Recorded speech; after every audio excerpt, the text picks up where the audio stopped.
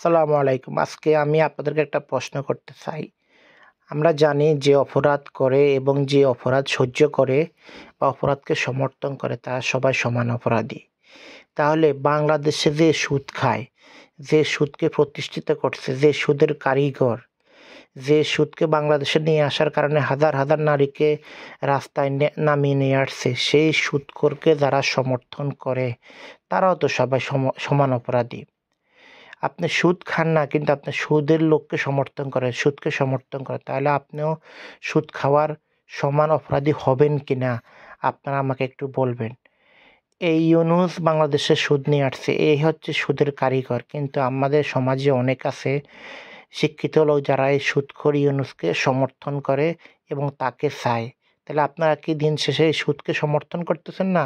সুদীকে সমর্থন করতেছেন না? আপনারা অবশ্যই কমেন্ট করে জানাবেন। ধন্যবাদ।